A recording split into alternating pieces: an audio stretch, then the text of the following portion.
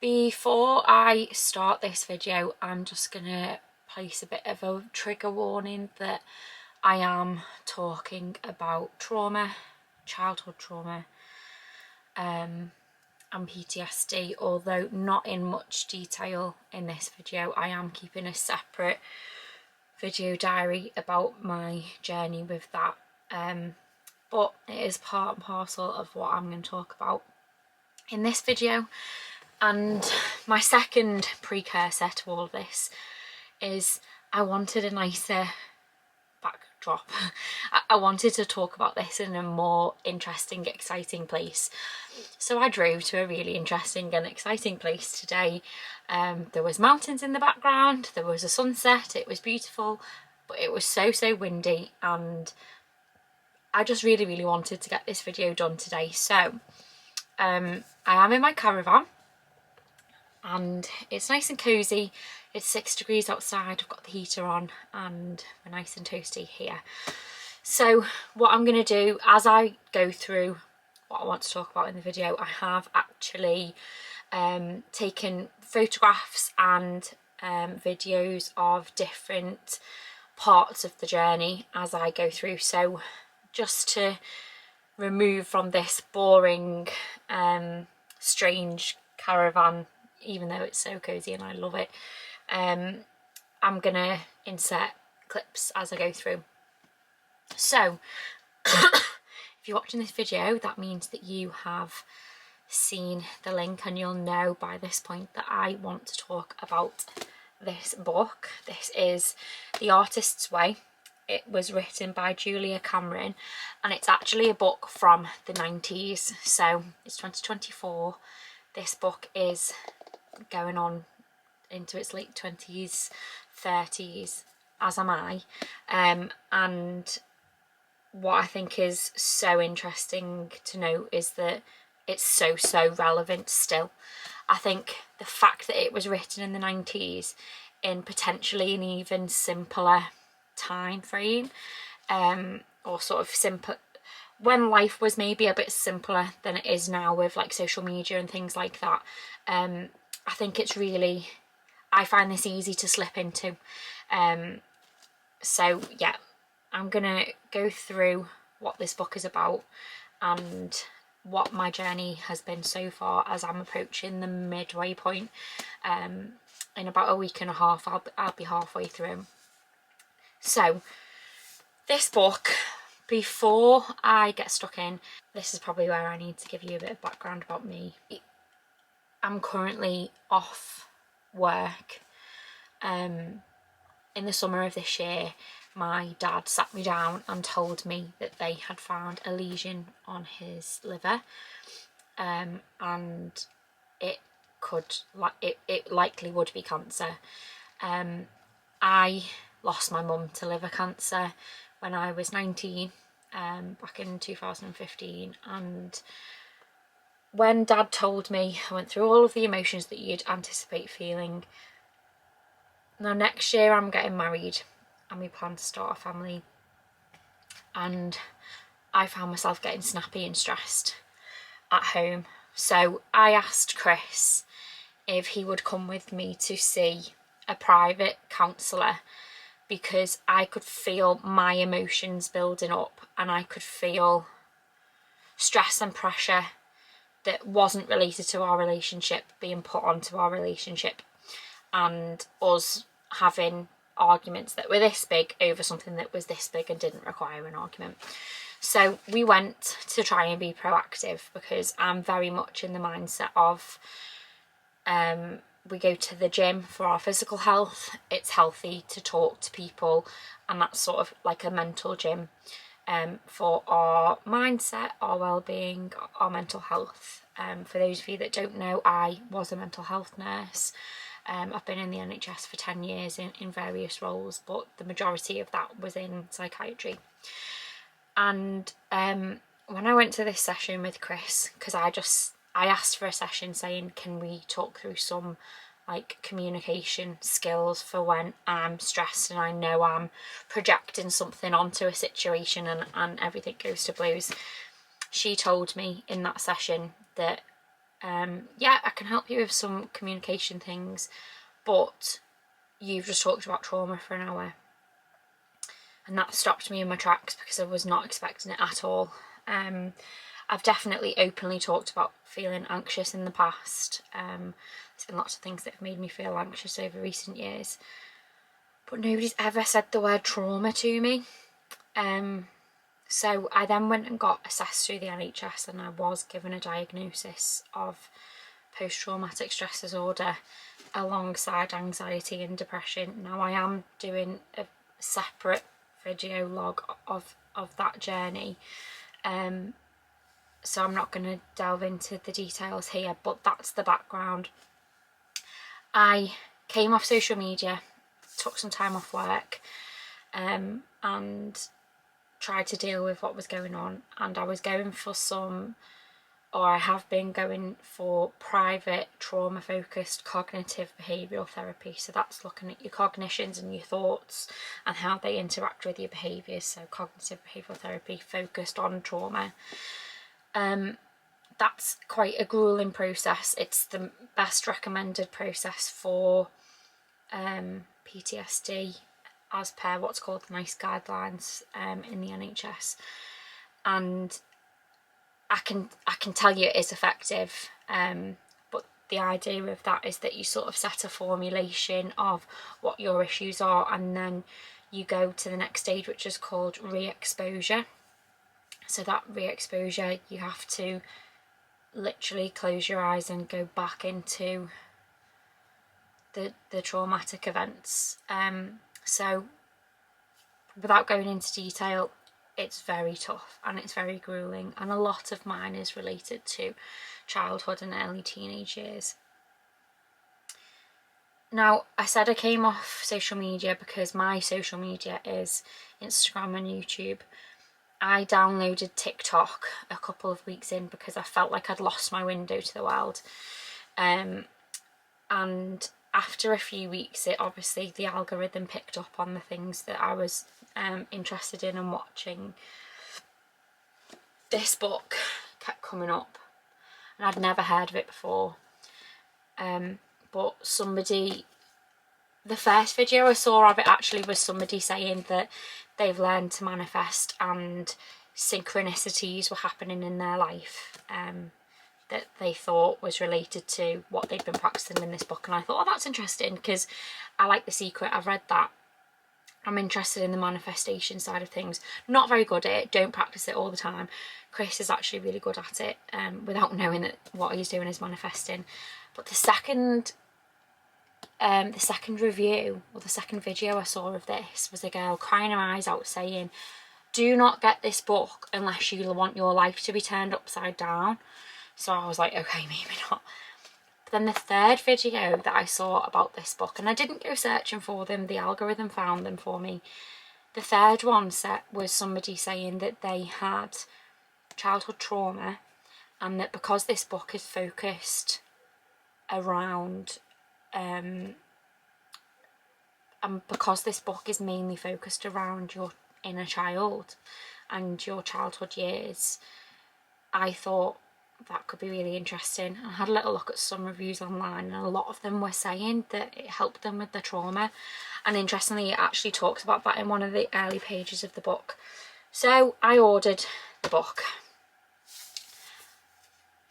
Now let me tell you that things had been difficult at home, and the week that this book arrived, I knew the concept of it. So I knew that you had to commit to writing 3 pages of longhand in the morning, okay?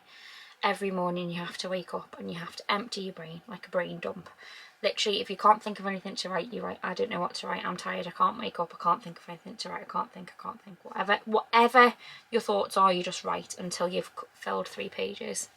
And you also have to take yourself on an artist's date once a week. So time just to yourself, nobody else, where you let your inner child pick something to do, an activity. I knew that before I bought the book. Just having the book in the house, I don't know if it's a coincidence or not, but the week that this book arrived in the house, I just so happened to have my worst week ever. Even worse than when I've lost close family members in the past. My mental health hit rock bottom. Again, without going into too much detail, I ended up in A&E. I would say I was somewhat delirious. I wasn't fully with it. I wasn't making sane decisions. My thoughts were extremely desperate and my mood was extremely low. And the most difficult few days of my relationship occurred that week. Now people have literally said that when they've started this book, it's literally turned their life upside down. They've had relationships end, and I thought, fucking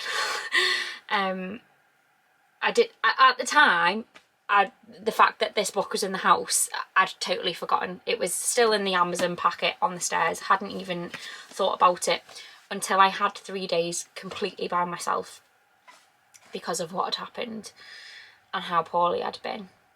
Now it just so happens that those 3 days that I was by myself, I decided to get up each day and write my thoughts down, because I had had such troubled nights not sleeping that I would get up and I started I started writing the 3 pages.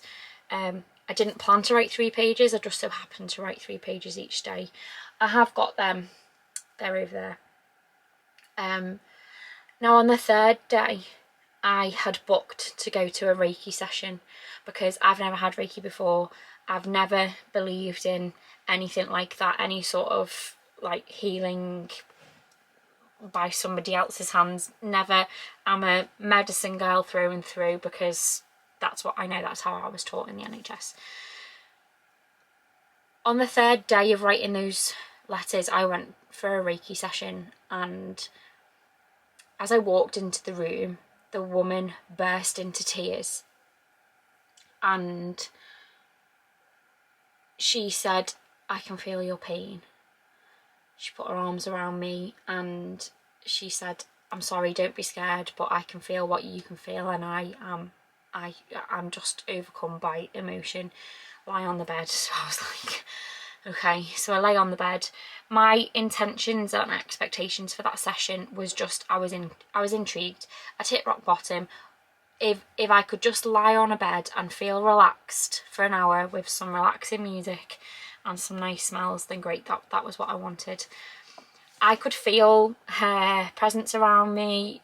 She moves into different areas. I was lying on a crystal mat. There was all sorts of nice smells and music playing. I could continue to feel her until the end of the session. She used a gong and I realised that she hadn't stayed over and around me the entire time. She'd actually been sat on the other side of the room writing. So that freaked me out because I thought she was there the whole time. Now, what she wrote on a piece of paper, on 2 sides of a piece of paper, I kid you not, was point by point everything that I had written on those 3 pages that morning. So that sort of freaked me out a bit. But she told me, you need to go to this shop, you need to buy crystals and buy some sage. So I went. I think I spent £12 on like a couple of crystals and some sage. And let me just remind you, I was at the lowest point in my life, so I was like, yeah, if this gives me a little feeling of relief to just walk around my house burning this sage thing that I have and wafting it around, I will literally give anything a go, because everything else I've been trying didn't work. I had also started medication and had some professional support at the time, so bear that in mind, it wasn't just all of this. So then the next week, when I started to sleep again and things were getting better with my relationships around me and what I was doing day to day, I picked the book up and I decided, right, I want to do this properly. So I read the introduction section, got an idea of what it was about, and I decided that because it's a 12-week program, and because each week you have to read that section's worth of information, that I would take myself out each week as I did it. So it was either the end of August or beginning of September by this point. It was a hot weekend out of nowhere anyway, so I took myself to the beach in Anglesey. So I think I've got some pictures of that and some videos. So I took myself entirely by myself to the beach in Anglesey, and when I was there, I remember seeing there was a guy walking around, and I think he had a metal detector, and I thought, wow, he's having a great day. And then there was a lady just walking around with a kite as well. So there was like groups of people, families, but then these two people just popped out, because I was like, oh god, I'm just here by myself at the beach. No, I wasn't the only person on my own at the beach. Other people were having a great time too. So I read the early section of the book, and what you have to do at the beginning before you start week 1 is you have to sign a contract. So you actually agree to commit to the 12 weeks of this book. And I thought, okay, I've read loads of self-help books before and none of them have ever gone this far. So it says, I, Charlotte, understand that I am undertaking an intensive guided encounter with my own creativity. I commit myself to the 12-week duration of the course. I, Charlotte, commit to weekly reading, daily morning pages and a weekly artist date, and the fulfilment of each of the week's tasks. I further understand that this course will raise issues and emotions for me to deal with. I commit to myself to excellent self-care, adequate sleep, diet, exercise and pampering for the duration of the course. Okay, so that was what happened before week 1. So I didn't really know what to expect, but in a nutshell, this book is about the idea that when we are children and somebody asks you, what do you want to do when you grow older? You might say astronaut, you might say dancer, you might say artist, film director, guitar player in a band, all of these things that you enjoy. So, you know, as when we're children, we get to explore different opportunities. Quite a lot of us get to go to different like after school clubs and things like that and try out different hobbies.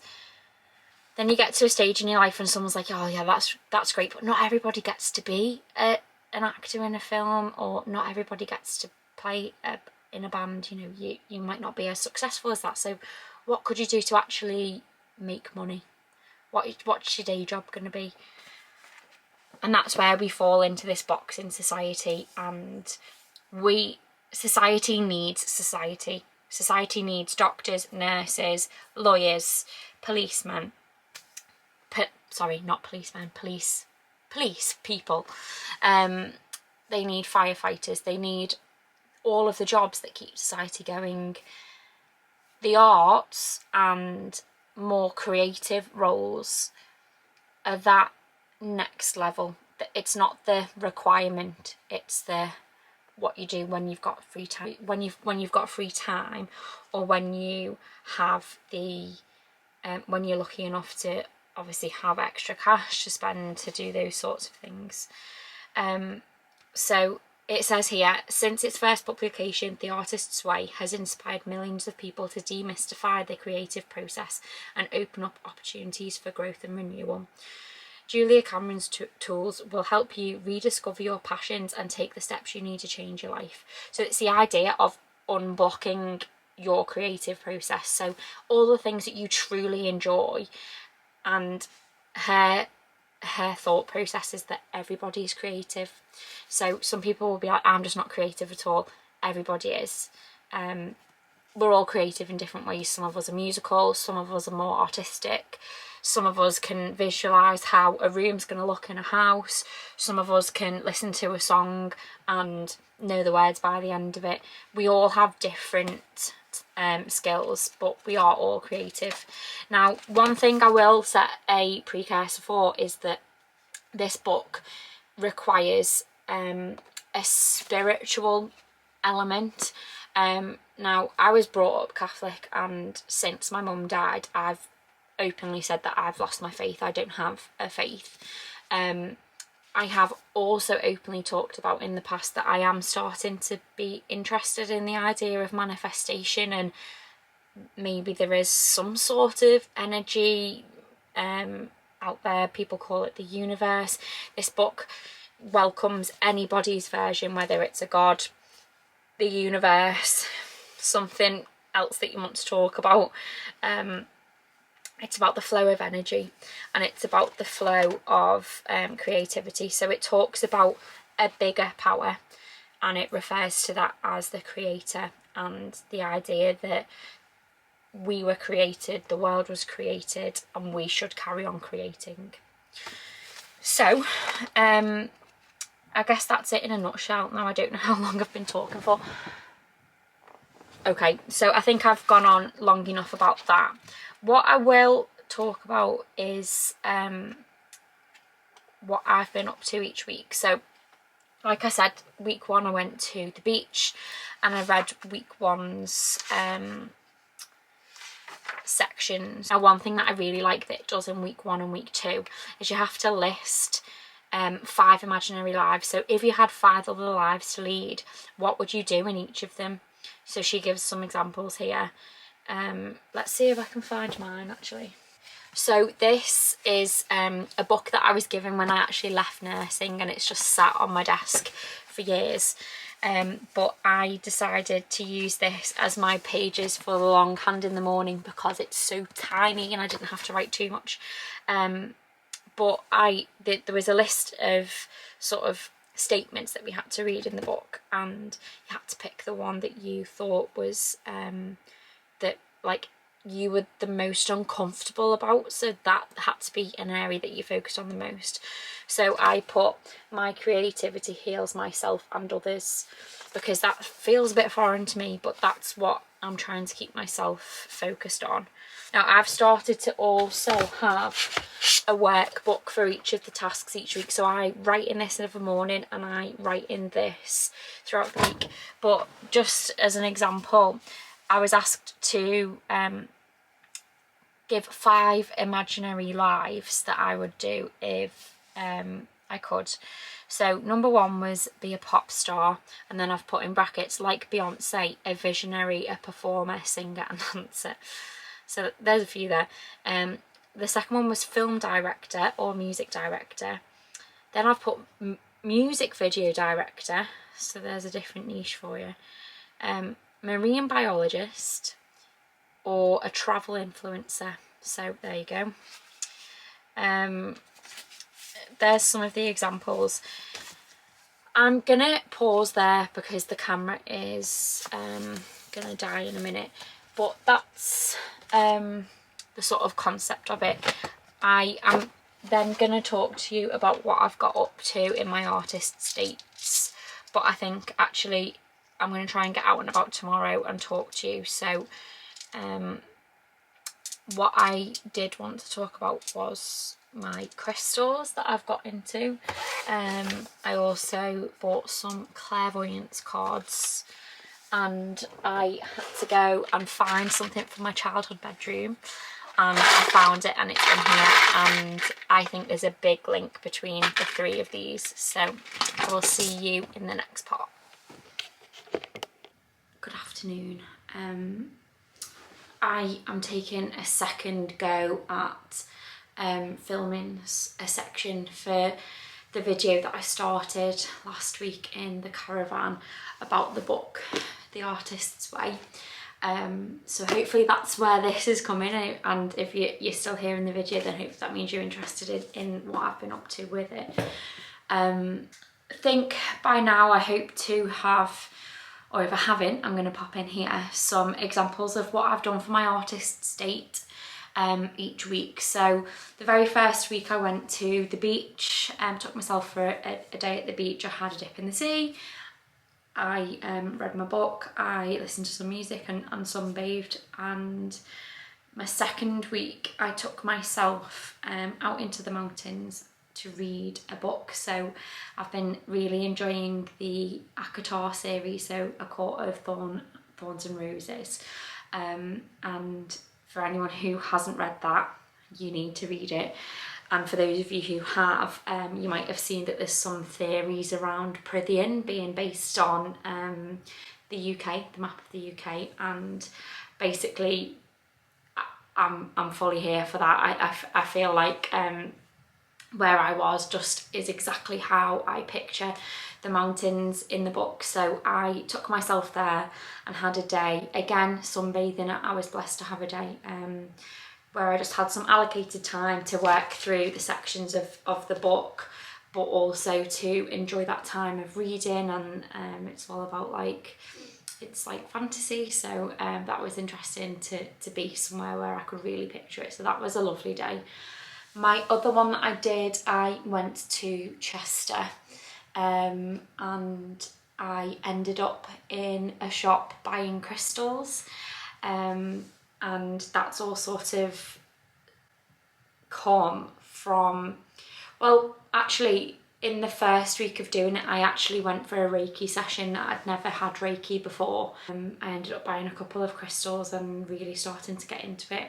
But one really interesting thing that's come out of this book, that I think it was in week 3, I had to write a paragraph or a short essay about my childhood bedroom.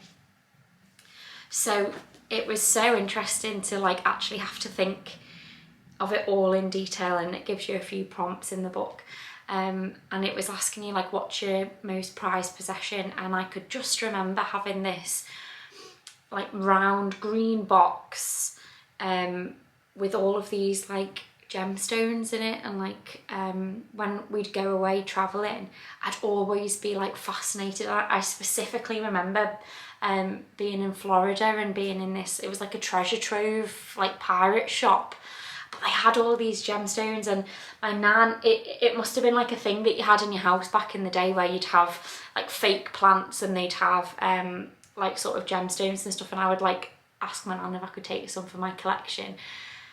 So I actually kept thinking about that, and I was like, do you know what, it's so interesting that like I've ended up buying crystals whilst I've been doing this book, and I just couldn't stop thinking about the box. So I went digging in my childhood belongings in my dad's loft, and I ended up finding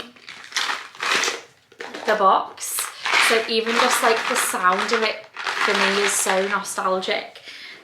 It's got like, I don't even know how I originally acquired it, but it's got like 2 rabbits on a motorbike, which is a bit bizarre.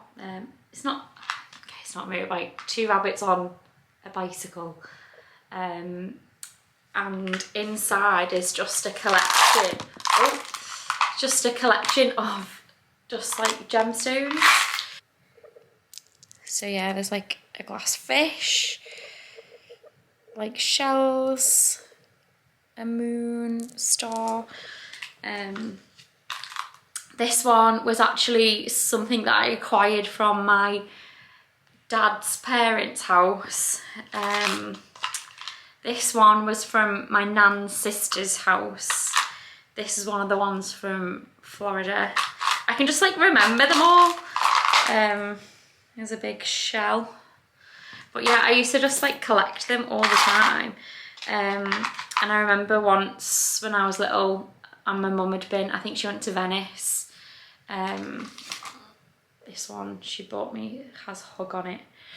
So yeah, it's just, what's really interesting to me is that here I was as a child, like really interested in these gemstones, and I look back now and think that that was like my prized possession just at the time that I'm starting to like get into wearing a crystal bracelet. Like, you know, there's some similarities to be found there.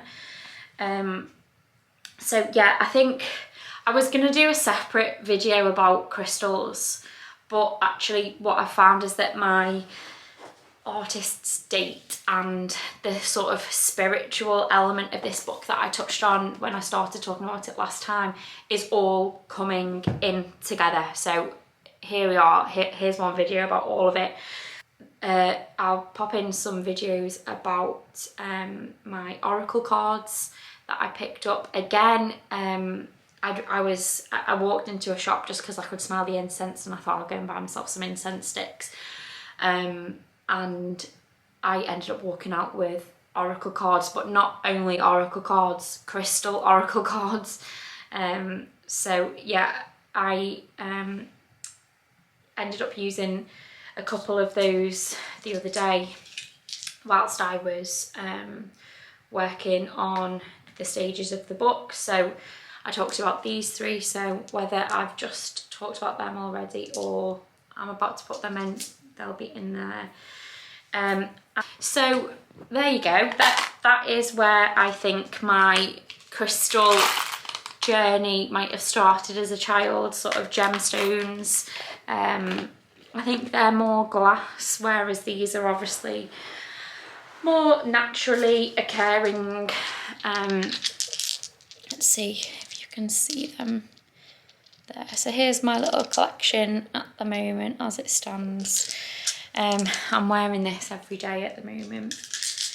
So yeah, there's a little update on the crystals. I have had a little bit of a tough day today, so I've been to the gym, I've been out in public, I've met up with my mum's friend, which was lovely, really lovely, but I do feel a little bit drained today. So I think now it is time. I've got the fire on, I've got my candles lit.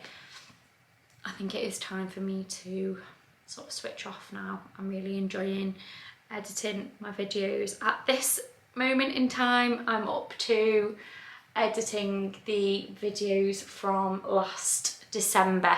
So I'm about 10 months behind, but it's a start. So yeah, at the moment in this book, I'm up to week 6, and this week is all about finances.